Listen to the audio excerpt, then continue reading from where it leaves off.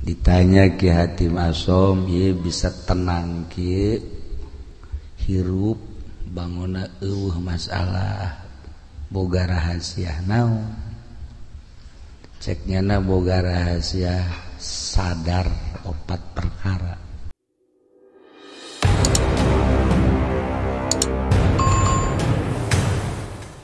Papasrahan kumaha Allah teh ternyata hese. Hayang pasrah sapasrah-pasrahna kumaha Allah hese. Urang deuk na ngarasula abay. Ulah-ulah pasrahna naon ni pasrah urusan rizki bae. Kadang-kadang urang teh can bisa. Sakieu ge urang ngaji bae. Tapi teu daek bisa. Komo nu teu ngaji. Paingan hararedang bae. Hararedang bae. Jelema nu kurang pasrah teh eueuh katenangan. Mantak Hatim Asom istimewa di zamanna anjeunna jadi panutan. Kabeh ngadengkeun ujangan anjeunna ngaca kana ucap jeung tingkah. Lantarannya nama geus bisa pasrah ka Gusti Allah. Bahasa pasrah teh bahasa urang, bahasa kita mah tawakal. Kita bisa bae urang ngomong tawakal tapi praktekna hese. Tawakal teh praktekna ya Allah ya Rabb. Sakieu ge urang ngaji bae sakubata di komun teu ngaji. Sadegeun tingkatanna aya 3. Hiji tawakal jang urang. Naik saetik solihin wali taslim. Naik deui ka luhur tafwid. Eta urang bisa ngomongna doang. Jadi hese jasa praktek. Ditanya Ki Hatim Asom, ieu bisa tenang kieu hirup banguna eueuh masalah boga rahasia naon. Ceknyana boga rahasia sadar 4 perkara. Hiji boga kasadaran bahwa rizki nukula wajin ting kumaha ge moal ku batur. Lamun nukula mah nukula bae kajeun di kota, di kampung, di gunung. Tetep bae nukula mah nukula bae. Geus lamun eta rizki geus diatur ku Gusti Allah nukula moal ku batur, atuh kula mah tenang ceukna. Eta urang ngomong maneunaheun kan ya. Heuh bangunna ngeunaheun basa. Tapi eta praktekna isuk-isuk keneh, waduh asana ku batur ya. Asana ieu, aduh lamun teu giat asana ieu. Tah eta tah urang. Nah eta nu mantap ge. Tapi haran kok kotok asane. Tah mantap kula mah tenang cek jada. Moal. Wajen kuku mah ge nukula tetep nukula bae. Nu lain tetep bae nu lain. Tah eta tah urang geus nyaho.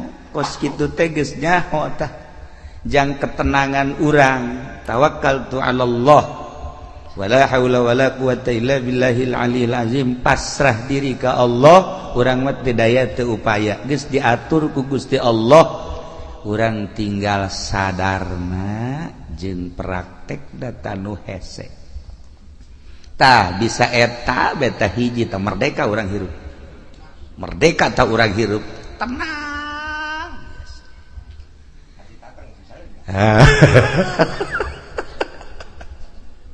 Modalan ku urang puluhan juta ratusan juta. Lai urang eueuh bagianana lain nambahan dan hutang. Jadi modalan ku urang aya di bagian urang mah araraya bae. Contoh geus ambalaya. Tah tinggal kasadaranana nu encan aya di urang. neangan ilmu sadar ieu lah nu hese jang nyadarkeun diri urang supaya urang bener-bener tawakkaltu ala Allah. Ya Allah, tayatalah hatim asom hebat. Ditanya di nomor kedua tino opat non nomor kedua tino opat sadar bahwa perbuatan-perbuatan amal-amal nu dititah ku Allah moal bisa digantian ku batur. Kulantaran teu bisa digantian ku batur, kula mah wayah beramal mah beramal ku wajib ku kumaha geus sebab ieu mah bagian kula. Moal kaganggu wayah maca Quran, wayah maca sholawat, wayah tahajud, wayah sholat duha, homo eta mah sholat anu 5 waktu mah, kemudian puasa kewajiban haji, pokona moal bisa diganggu sebab amal perbuatan teu bisa digantian ku batur. Kurang mah ya kurang. Salat duha bae salat duha ulah-ulah 8 rakaat 4 rakaat baheula. 2 aya bae tanu ngajak bisnis. Tuh ngaji seuri bae. Eleh taku bisnis tah. Ji, ieu urang berangkat ye, non. Lantaran waduh, ieu mah gede ieu kauntunganana ieu. Coba deuk salat duha teh jadi. Teu bisa digantian teh padahal mah salat duha tah tungtung nama bisnis ngajejas salat duha teu tah eta urang teu bisa tah istiqomah badak cek hati masem iya tuh kula mah wayah beramal sebab ieu teu bisa digantian ku nu sejen cekeun ayo bae ya Allah ya Rabbi da mentak ayalah nyana ngabogaan hizib hatim iyalah kaistiqomahan kula ceknya sebab yakin amal teu bisa digantian ku batur salila hirup kula moal lila hirup di alam dunia rugi lamun kula haju ninggalkeun beramal. Masya Allah ieu jang kelas biasa ieu mah sebenarnya ieu mah jang kelas urang Pasir Gadung jang kelas Pasir Gadung ieu mah ieu kelas biasa-biasa. Ya Allah ya Rabbi taraweh bage urang mah eueuh tidalan taraweh 10 menit selesai di mana eta Pasir Gadung 10 menit selesai malah mah aya memeh Isa tarawehna memeh Isa itu na batur taraweh urang mah ngarokok goblok teh coba tah ieu beramal teh urang lalawora aja dipigawe ku dipagaweuna cantang tu jadi amal ya Allah ya Rabbi. Tah ieu nu kadua katilu naon nu katilu sadar bahwa maut eta bakal datang jeung datangna teh ngadadak henteu pernah aya surat heula kepada yang terhormat Lurah Miskar seminggu yang akan datang engkau akan dicabut kan ngeunaheun kos kitu mah tah atuh henteu Lurah Miskarna keur di showroom paeh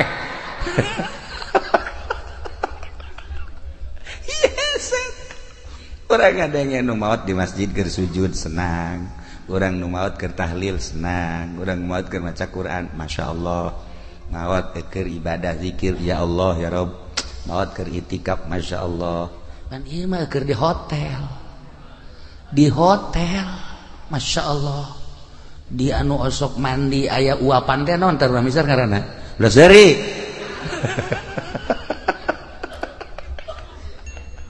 tah lantaran ieu maot ngadadak teu pernah dibejaan deui urang nah cek atim asom nu mata kula mah selalu inget ka maot sakumaha nu dicaritakeun ku Kangjeng Rasulullah Muhammad sallallahu alaihi wasallam yakni aksiru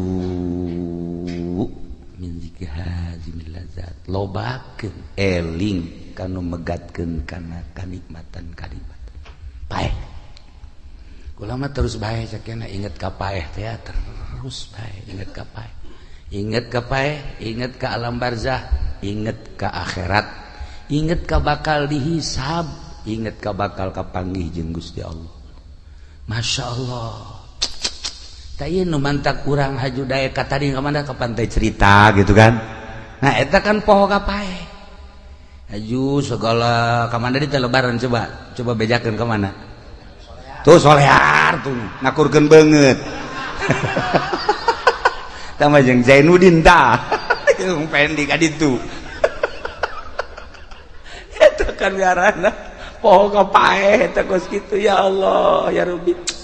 Kasep-kasep urang diakur-akurkeun jeung solear. Masya Allah. Lamun tadi ayat anu dibaca ayat khauf eta teh diawalina ge ku ya ayyuhan nasu taqu rabbakum. Hei manusia sing sarieun maneh ka Allah. Dititah urang sieun ka Allah. Dititah sieun ka Allah. Lamun urang geus boga sieun bae ka Allah aman. Belajar sieun teh ka Allah teh kudu belajar. Sebab lamun teu belajar moal bisa belajar, tentu belajar teh kudu aya guru. Abeh bisa, saenggeusna bisa, abeh jadi adat atas sieun teh. Ulah kamari sieun, walian teh. Bulan kamari mah aya atas sieun. Barang lebaran mah eueuh. Di bulan Ramadan mah aya ngerenyet sieun ka Allah barang lebaran. Oh. Masya Allah, Masya Allah, manggi awewe make calanana sakieu. Tadi dongeng kakula dongeng jelema. Dongeng aya jelema ceritana bulan puasa teh tarawihna hebat, maca Qur'an hebat. Barang lebaran pan nyana teh anu kuari ngojek teh naon ngaranna? Ngojek teh naon ngaranna? Grab. Heeh. Manggi sewana Cina marake sakieu. Ji cek ada iya aing urut kamari bulan puasa tapi manggi sewa kos ilah cek teh jadi tukang ieu nya. Jadi tumpakeun ku nyana. Dua dirempet ku. Dua dirempet. Aju nyedak. Cek nyada teh cek jangan ke depan atuh cek jangan nempel. Tuh enggak enak cek aju nempel. Eta Gojek tolol. Cek nyana teh ngidakeun jasa jadi ping-pingna putih. Nah, kadi teh beres dianterkeun ku nyana ka perumahan. Barang di perumahan aya deui telepon sabang sakene kos kitu deui. Jadi eta bulak-balik teh boga sewana ka beneran kos kitu meureun mah gogodan ti Gusti. Atuh meureun gogodan teman ti Gusti. Ya Allah ya Rabbi kapeutingkeun mah make sempak doang. Make sempak doang cek nya ieu sararial jasa cek nya sewa aing kudu kos kieu. Eta nyana aju ngalamun bae di imah aing eureun bae kitu ngojek cekeun ieu. Sewana nu kos karari teh seputar lebaran. Seputar lebaran teh bu kamari mah aing cenah tarawih maca Qur'an. Aya ngerenjet teh sieun ka Allah. Barang boga sewa kos kitu dibere nomor SMS. Kalau Bapak butuh nih nomor saya. Sial cekeun ieu. Nang tangan kieu cekeun. Tah ieu lah. Ngerenyed sieun teh lamun encan dipelajari ku urang bakal leeh bae. Sieun teh lamun ku urang teu dibisakeun bakal eleh bae. Sieun teh lamun ku urang teu diadatkeun atuh eleh bae. Cacak-cacak urang ye urang nu sok ngaraji bae sieun ku urang ka Allah. Buktina ngeridit ya terus bae. Bang ajudan terus bae ya urang. Dulu awewe atau nu kira-kira geulis mah jadi lo kicep-kicep. Terus bae berarti kan eueuh sieun tah malah hook. Malah hook. Da ieu ittaqu rabbakum.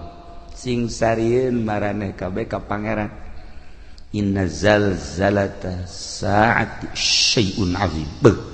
Geus dibejakeun sagede kumahana cik ahli bilagah mah ku pohara-poharana dina kirokeun. Syai'un azim. Saenya-nyana gunjlang genjlongna dahsyatna kiamat. Eta teh syai'un azim. Dijelaskeun kabelah dituna tazhalu kullu murdiatin amma arda'at yauma tarawnaha anjeun bakal neuleuh geula di poe kiamat eta jelema anu nyusuan poho ka anak. Di mana indung poho ka anak moal aya tetapi ieu mah dilucuteun bae ku dahsyat-dahsyatna.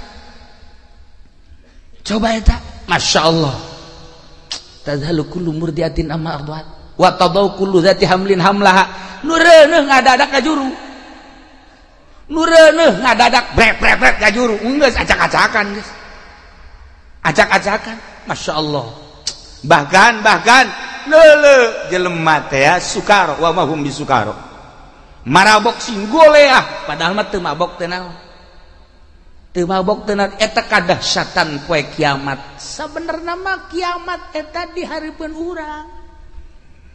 Kiamat eta di hareupeun urang. Di hareupeun urang teh kiamat kubro engke kiamat sugro pae. Nu tadi dicaritakeun teh. Maut, emang maut kumaha gitu? Dedeleuan nu ieu teh pan dirobah. Lah.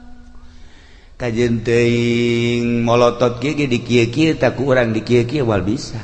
Dirobah ku Allah dedeleuanna teh. Misalnya urang misar maot teh. Misalnya molotot nyana. Tah neuleuh nu kamari ngabonceng si Mbak teh araya tah di dinya. Kadeuleuh oh. Ieu cak urang misar teh ngajurus ka neraka jahanam kadeuleuh. Tah nu kamari teh ngabohong teh kadeuleuh. Nu kamari teh nipu teh kadeuleuh. Nu kamari naon deui urang misar coba sebutan coba.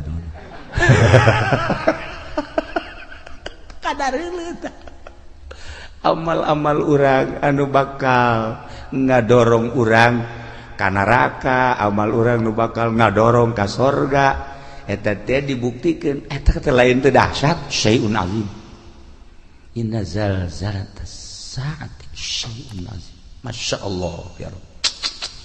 Ditungtungna nu mentak awalna ge tadi teh walakinnallaha mudan ya ayyuhan nasu taqu rabbakum horenganan walakinna azaballahi syadid siksa Allah pohara.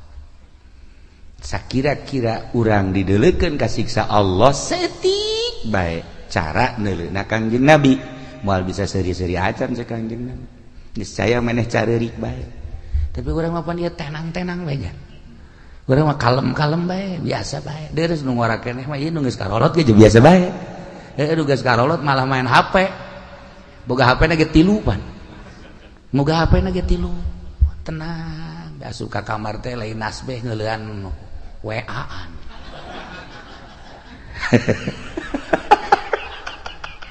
Dia kumaha coba ieu lalakon ieu kuan. Dia kumaha coba lalakon masyaallah karim. Nah iya dek irahasieun lah urang ka Gusti Allah geus dibejakeun kedahsyatan kiamat seperti eta geus dibejakeun maut eta seperti eta tetapi orang biasa-biasa bae ya Allah ya Rabbi. Nah iyalah urang berarti masih dangkal keneh sieun ka Gusti Allah Subhanahu wa ta'ala dititah urang sieun mah bahkan sieun eta jadi makom khauf lamun geus sieun jadi makom kabelah dituna ciri jelema anu geus sieun ka Allah haju sieunna jadi makom sanajan teu sare teu tunduh cirina kitu bae tah sanajan teu sare teu tunduh sare sapoe-sapoe teh ngan sajam atawa 2 jam tapi burinyas tah eta jelema nu sieun ka Allah sok geura jelema ditangkep bae polsek sapoe-sapoe ting teu hees cenah teu hees teu sieun teh jana teu sieun teu sare jana lantaran boga kasieun dahar teu geunah nginum teu geunah lantaran ditangkep teu daekeun sare urang ngahareupan siksa nu sakitu dahsyatna lamun nyaritakeun siksa ulah jauh-jauh di Bukhari bae di Bukhari kabari kula gaji Bukhari saeutik we heulanan kesang ima bab kesang bae tadina kitab Bukhari aya jelema engke di akhirat kesangna ngan datang ka sakengkeongan amalna nu gorengna datang ka dinya leres aya nu datang ka dengkul masih kuku cuprakan keneh aya nu kesang teh datang ka cangkeng masih bisa ngap-ngapan aya nu kesang teh datang ka beuheung masih keneh bisa kikieuan aya nu kesang teh datang ka irung aya kesang liput teh kumaha coba ieu bab kesang we heulanan bab kesang di akhirat ngarendeng jeung jelema nu bagus kesangnyana kesang itu henteu bisa kieu ye kesang urang teh ya haju leeh ka dieu henteu nyana bae nah ieu urang bab kesang bae encam bab nanaon beuh masyaallah asara urang Pasir Gadung moal meureun datang ka irung nya mudah-mudahannya paling datang ka dieu doang ye datang ka liput luar misar mah 1 meter ti luhur luhur cenah ta ieu bab kesang bae ge urang mantak tadi walakin azaballahi syadid supaya sieun ulah bab dipanggang ulah bab dikulub ulah bab ngerecek ulah bab ngagolak bab kesang encan dikanarakakeun masih kena di mahsyar geus model kos kitu bab kesang walakin azaballahi syadid ya Allah lain lalagaan ya nah iyalah hati masuk hebat jasa nyana mah lantaran nu tadi teh eta hiji rezeki aing mah moal ku batur ieu tuh tenang nomor kedua amal teu bisa digantian ku batur atuh aing mah beramal bae jamal kebel di alam dunia nomor katilu paeh anu ngabejaan yakni paeh teh ngadadak ih atuh aing mah terus bae inget ka paeh urang ningali almarhumah di dieu atupan biasa dongengna Isa biasa keneh terus ngobrol keneh dihudangkeun sahur balalagaan keneh maksudna pajar hirup keneh tapi ternyata kan teu aya nah coba eta seperti kitu kula ngadenge deui carita di Cikande tamu anu sok biasa ka imah atuh sehat bugar eueuh kumaha mentas keliling datang ka imah maot coba eta aju di belaraja kabari carita tamu sarua bae mantes buka aju salat maghrib samarga ka imah ngopi itu terus kieu beli kursi titah ku pamajikan di taraweh orangnya seueur ayo coba eta loba ye dongeng seputar naon gara-gara lebaran nu nyaritakeun maot ngadadak tidak maot ngadadak teh atuh teu kajahoan deui ya Allah ya Rabbi nah eta terjadi kabatur atuh ka urang wallahu a'lam aju terus itu nu nyaritakeun naon gara-garana kapal tibalik mah eta mapan berjamaah meureun maot mah ratusan jelema dan lain-lain sebagainya anu ka ditu nu ka Bogor teh aju cicing di sisi jalan aju neuleuh cai mandi ka bawah ku cai tadi kunaon hayang ireun sagalanya meureun malakal maut geus kieu bae aing nungguan sia cak ada teh nah ieu nah jadi lamun urang carita seputar sieun geus datang ka mana urang sieun ka Allah geus datang ka mana mentak carita Al-Qur'an nikmat ku urang faman zuhziha 'anil nar wa udkhilal jannata faqad faz wa bal hayatud dunya illa mata'ul ghurur jelema nu bisa ngajauhan neraka aju diasupkeun ka sorga jauh tina neraka aju asup ka sorga etalah nu bahagia usahakeun ku urang ngajauhan tina neraka berarti larangan-larangan ti Gusti Allah ku urang jauhan perintah-perintah Allah laksanakeun ieulah jelema nu faz wa mal hayatud dunya illa mata'ul ghurur teu aya kahirupan dunia kecuali tipuan tapi urang mah teu ngarasa ya katipu ku dunia teh teu ngarasa teu daekeun ta urang teh boga perasaan bahwa dunia teh nipu ka urang teu daek malah urang mah cinta jasa karena dunia teu daek boga pikiran bahwa dunia teh penuh ketipuan aing asana katipu ya ku dunia henteu malah urang mah bobogohan bae jeung dunia teh geus lain bobogohan deui mencintai bahkan bakal lain mencintai deui leuwih ti cinta naon ya resep tuh cinta resep teh dunia teh eta henteu bae urang teh boga pikiran dunia teh penuh tipuan masyaallah karim teu daekeun dah ya itulah para jamaah kaum muslimin wal muslimat rahimakumullah terakhir ya hatim naon si nuka opat bakal mentak jadi tenang gitu nuka opat boga perasaan sadar sadarna bahwa Allah teh neuleukeun bae ka kula teu pernah sadetik henteu neuleukeun ka kula etalah cek Hatim Asom anu kula terus-terusan ibadah ka Gusti Allah, berbakti ka Gusti Allah, datang ka boga perasaan diri kula sorangan eueuh ku sebab terus bae dideleukeun ku Gusti Allah. Teu pernah teu asa teu kadeuleuh Gusti Allah teh, jeung teu pernah asa teu dideleukeun ku Gusti Allah. Nah, lamun urang bisa nopat perkara geus bakal bahagia. Urang bisa nopat perkara tadi, urang bakal sorga. Hiji sadar bahwa rezeki nu urang moal ku batur, tenangkeun diri urang. Kitu cenah kiai ulah usaha, saha nu nita ulah usaha. Usaha mah usaha ke sia, ajuna ngawarung eureun, tani eureun. Kararieu becak pamajikan kapan teu ngawarung? Lah tu deui urang aya urang ieu. Aya mun teu bae. Asana moal kebal pamajikan balik. Atuh usaha mah usaha, bantak ieu mah kelas urang, tawakal mah kelas urang.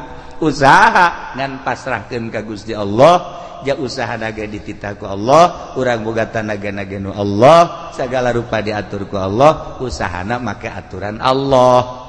Jeung lain usahana nu diulah, ta'alluqna cumantel kana dunyana nu ulah mah. Adapun usaha nama jang kebutuhan urang, jang kebutuhan pemajikan jeung keluarga atuh dititah ngan aya aturanana make syariat ngaranna ieulah tawakal. Ieulah nu kitu ngaranna tawakal. Ketika Kangjeng Nabi nyaritakeun tawakal, sahabat ngadengikeun bae kieu. Jahe kaharti ta ku sahabat teh. Hiji mangsa sahabat dagang. Make onta. Sanggeus dadagang kana onta ka pasar. Ka pasar tutup panteun deui ka onta, balik ke Madinah, ke masjid. Maju ontana tenden di harapan masjid, nyana ngadoa ka Allah. Ya Allah, ya Rabbi, abdi nu Allah, onta abdi nu Allah, barang naga nu Allah. Ku ari deuk ditawakalkeun, dipasrahkeun ka Gusti, abdi erek perjamaah jeung Kangjeng Rasul.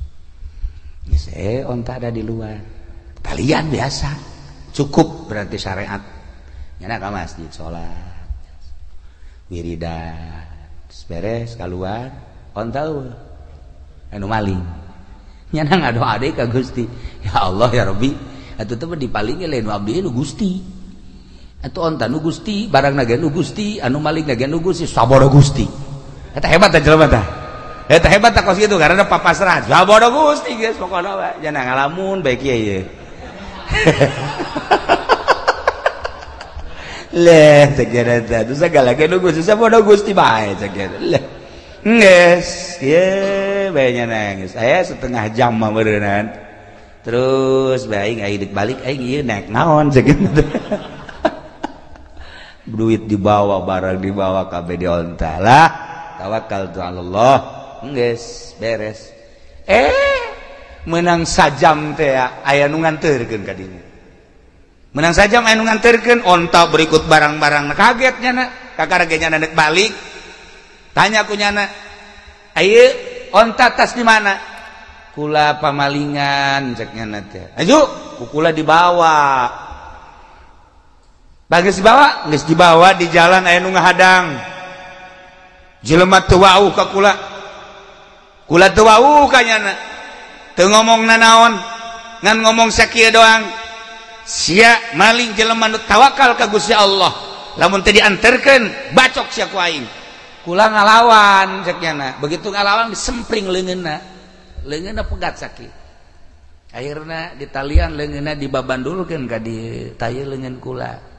Akhirna kula cek kula teh geus kula neuk ngabalikeun ieu. Balik. Bawa. Henteu kula mah neuk nyarita bae. Ari ieu rombongan jin apa malaikat apa setan apa jelema. Ulah nyaho. Cek nyana ulah nyaho balikeun geus ya. Aduh aing teu meunang nyaho cek nyana. Ayeuna dibawa deui leungeun bari geus buntung sakieu. Nah, jadi jelema nu tawakal teh bakal ditangtayunan ku Gusti Allah Subhanahu wa ta'ala. Kajeun ku kumaha ge sok geura tawakal ka Allah.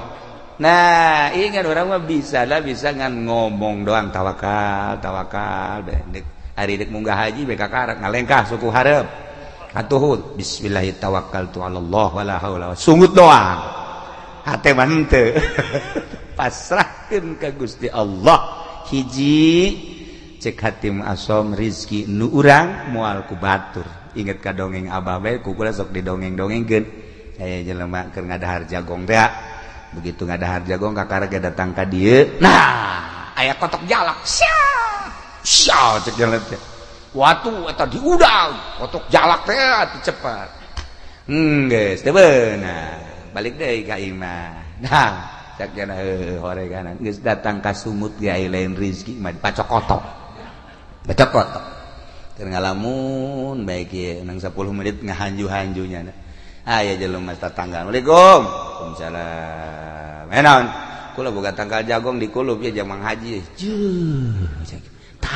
tadi ku indek di dahar sakiana tadi pacokotok ka ditu ieu ku datang sapiring ieu tah ieu tawakal lamun urang napak kurang tawakal nu lain rezeki urang geus datang ka sungut ge ka dieu lain nu urang mah lain bae dasar nu urang kajenting jauh ti mana datang bae kula asok aya merenung saeutik aya urang Lampung datang ka imah Masya Allah temawa kadu geus rapi jasa cucukan dibawa ku jasa sebelah tilu Assalamualaikum salam kula mah ka dieu teh cenah ieu buka tangkal kadu di imah alhamdulillah amis saya inget ka kiai cek cenah teh kula dibaraseun kula mah nganterkeun doang kula dek balik deui nganterkeun kadu ti Lampung nganterkeun ngan genep-genepna deui coba eta ya Allah ya Rabbi Masya Allah yes jadi tana nyana balik itu dibere ongkos embung jangan kalau mah inget baik ka kiai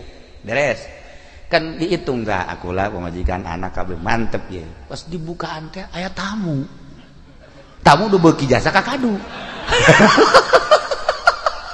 modal Ki Azizi gitulah tamuna maksudna babaturan deukeut jasa aja ye jadi keur buka kadu Masya Allah ka hobi kula ye cekula teh anak pamajikan ge sebenarnya henteu milu nih meruksa mobil eta panti Lampung ka dieu maksudna mah jang kula jeung keluarga nah nyana datang sa mobil kula ngan ka bagian 2 nyamplung nyana bae nu loba mah bener aja ku ngeunah amat cenah ngeunah amat ngeunah tolol sia tapi kulantaran rizkina beureunanan Masya Allah atuh masalahnya rizkinya anak nah kos itulah Allah ngatur lamun ku urang di tapakuran pohara jasa di Lampung datang yang kula jol dibelah teh aya tamu anu akrab jasa tamuna babarengan ngadahar siring sanyamplung Allah ngatur seperti eta ulah boga pikiran kieu mun ulah waka dibuka mah seubeuh meureun ulah boga pikiran gos kitu lantaran memang geus rezekinya ana nah lamun urang pasrah bahwa rezeki nu urang moal ku batur nu batur moal ku urang tenang 2 amal mal bisa digantian ku batur anak itu urang kudu sigreg 3 maot eueuh nu ngabejaan ngada-ada kabeh ge maot mah dek datang nomor ka 3 Allah deuleukeun bae ka urang sadetik teu pernah teu deuleukeun bahasana ge laisa baini wa bainaka bainun antara anjeun jeung kaula cek Allah eueuh antara lantaran bi takumu ku ayana kaula ku kaula maneh jumeneng wabi ku ayana kaula anjeun teh hirup dihirupkeun ku kaula diatur ku kaula laisa baini wa bainaka bainun antara kula jeung anjeun ceuk Allah eueuh masa eueuh antara ngan anjeunna nu beloon cek Gusti Allah kunaon atuh teu boga perasaan deukeut padahal wa nahnu aqrabu ilaihi min hablil warid terjemahanana ana aqrabu min nafsika wa ana aqrabu min nutkika wa ana aqrabu min hablil warid kaula leuwih deukeut tibatan diri anjeun kaula leuwih deukeut tibatan omongan anjeun kaula leuwih deukeut tibatan hablil warid kunaon atuh maneh ngarasa jauh kanyahoan jauhna kok make jeung ngarumpak kana sagala rupa larangan-larangan kaula nu haram nu syubhat din sajabana berarti anjeun teu asa diperhatikeun ku kaula